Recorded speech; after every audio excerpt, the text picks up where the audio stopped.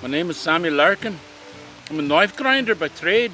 I grew up in Drewstown, Ireland. It's about 60 Irish miles outside of Dublin. I came here to America when I was 6. My dad brought me and my 3 sisters and my brother. My dad couldn't read, so he didn't know what he's signing. He just knew that if you signed the paper, you give him passage across the ocean. He didn't know the laws of the land. When he got off the boat, they split us up. I went one way, my sisters the other, my brother that way, and my dad, I don't know where he went. Never heard from my dad since. And that paper he signed, I had to work until I was 21. When I turned 21, I became a free man. And so now, I grind knives. I work for no one, I work for myself. I live no place, I live out of my box. I travel from village to village. The money out here is no good. So I grind knives for food. I'm a hard worker, as you can tell. If you have a knife to sharpen, you can help me sharpen it by kicking the wheel. I can't kick that wheel all day. I kicked the wheel all day the other day, and the devil visited me 7 times, had my legs tied up in knots. I had to fight and pray, and he finally went away. I didn't get any sleep that night. Some people have warm homes. I have my freedom. I can travel wherever I want and do whatever I want. I work for myself. I work for no man. I'm a free man. I'm proud of it. I'm Kevin Carter. I work at James Townsend & Son. I've been there for 10 years. And an interesting thing happened. John and I are putting the Getting Started course together. Getting Started in Living History video course. And as we're gathering material from all these veteran interpreters and leaning on John's 40 years of experience, I decide, I'm going to take the leap. I'm going to do this. I've done third-person interpretation at events like this, but this is my first time out of the gate as first person. So I actually printed out the notes and just started going through the course. That first step of taking the leap. There were some things that have kind of held me back a bit. I'm a large man, and while there were large people in the 18th century, that was kind of holding me back a little bit. But I decided, I can work with this. So I started developing my persona, Samuel Larkin, and I came up with that name just from some documents that I had seen online of Irish immigrants. I chose an Irish immigrant because I have a lot of Irish blood in me.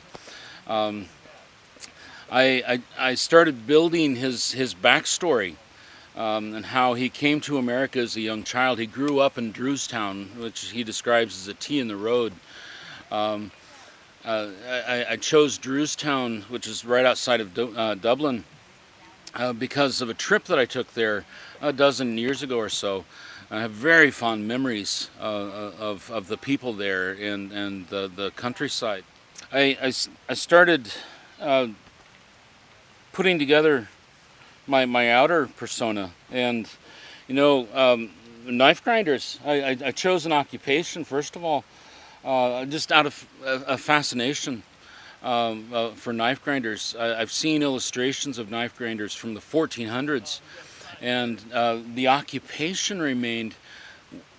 Well, it remains today in some cultures, but they were itinerant knife grinders. They would travel from village to village, often accused as being thieves and vagabonds.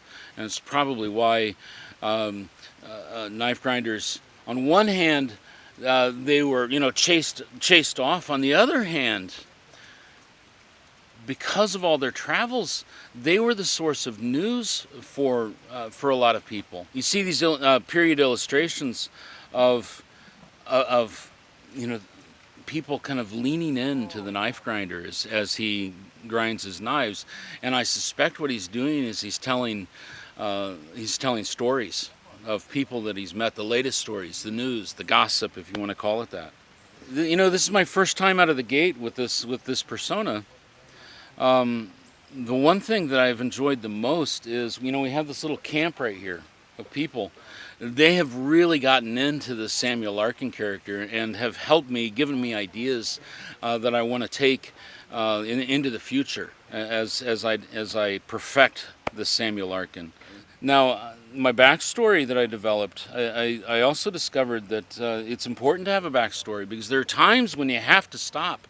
I can't do this all day. I'm physically, it's too much. And and then there were there were times when, you know, on the other side of the encampment, someone would actually pay me with food, not something that I had planted there, you know, a potato or an apple or something like that. But they would give me a slice of pie or something. I was like, I'm not going to let this pie go to waste. And so I'd sit down and eat it. And it was those times people would gather around. I have this contraption, but I'm not going to stop eating my pie. And so I'd tell them, you know, hey, this is my pay. And so if you don't mind, I'm going to finish this. But I would take that time then to tell my backstory. And especially if there were adults in the audience and teachers on school day, they really appreciated hearing that backstory because again, it's a piece of history that many people don't know. So now my Irish accent, I did a couple of things. I went on YouTube and I found every video I could on how to speak with an Irish accent. Now, granted, you know, there may be some Irish people watching me and it's like, that's not an Irish accent. And so the excuse that I fall back on is I was only 5 when I came here, so I've lost a lot of it. But I think it worked for me this weekend, that it gave me just enough to sound different enough. There are certain words that take me there. And while I was practicing with my daughter, there were times when I sounded Middle Eastern or Indian more than Irish, and I just like, it's frustrating, I can't get there. And I found actually the word Ireland got me there. I'd say Ireland, and off I went. And very interesting, the key word that I would fall back on to help me get into that mode. You know, it was interesting, coming into this weekend, I was a little nervous because I honestly thought I was underprepared. I'd worked really hard at trying to come up with this crude accent that set me apart. And I had developed the backstory of Samuel Larkin, and I had done a little bit of research on knife grinders and all that. But I was really concerned that I needed 3 hours of material. And I just didn't have it. I had 5 minutes, maybe 10 minutes. And so my plan was to be able to somehow excuse myself and slip out of character and regroup. But I discovered something. At these events, these people are coming through and they're moving from one thing to another. And so they don't stay there for very long. And so, to my surprise, I realized I didn't need 3 hours. I didn't need 3 hours of material, that 5-10 minutes was adequate. And that if I had just a few stories to tell, I have a story about my occupation, I have a background story, and I have a story about why I'm here and where I'm going, that I could switch back and forth between those stories. And it was more than enough to keep people's interest and to keep it fresh. And then as the day went on and I became much more comfortable and locked in to this accent, I discovered, you know, the humor could come out, and I could interact with people, and so it was much easier than what I had anticipated. So don't be thinking that you have to have all the details worked out. So now I don't want to sound like I'm putting third-person interpretation down, because first-person interpretation is not for everyone.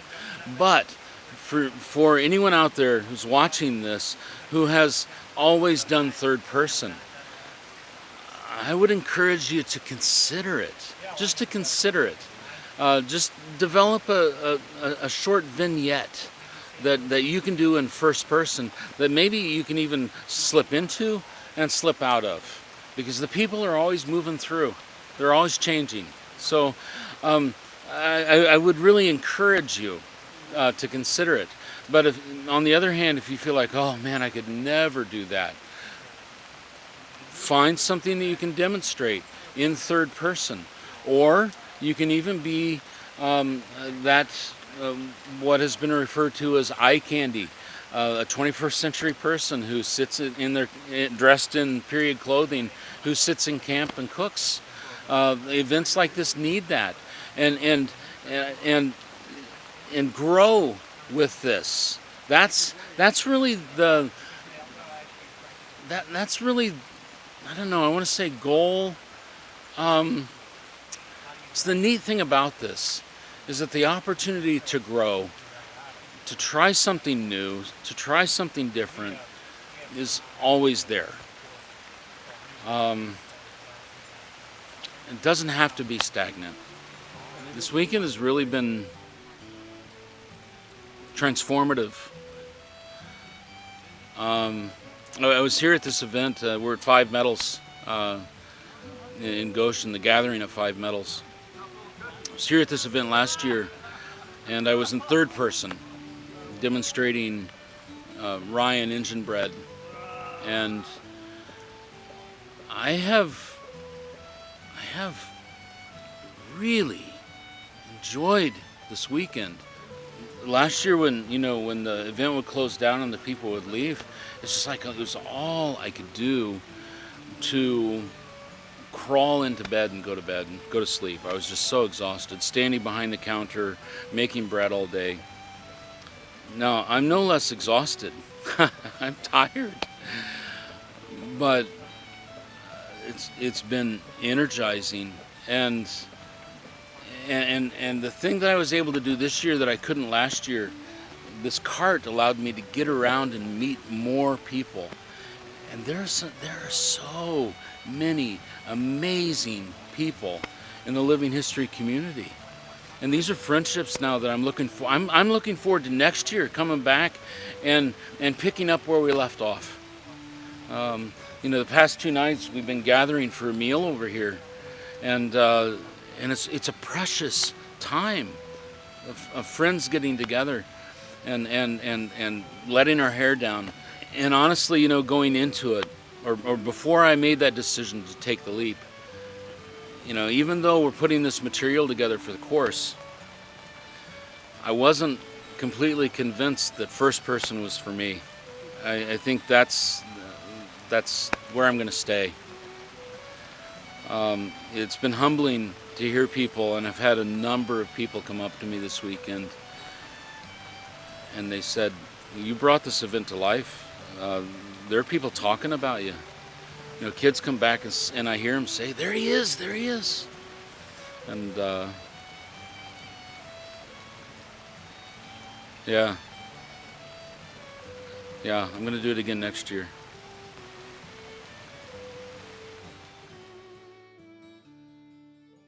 The Getting Started series is something we've gotten so much feedback on, and I am really excited by what it's doing for a lot of people. If you're interested in living history, whether you would like to participate or even just to watch living history and understand what's going on underneath it, I highly recommend signing up for this series. We just need your email address. We'll send you a series of emails out. Every couple of days you'll get an email. It's 9 or 10 in the series, and really, it is something. It's really energizing, and I love the series and what it's doing for living history. So please sign up for this. It is a lot of great fun, and it's free. Thank you so much for watching.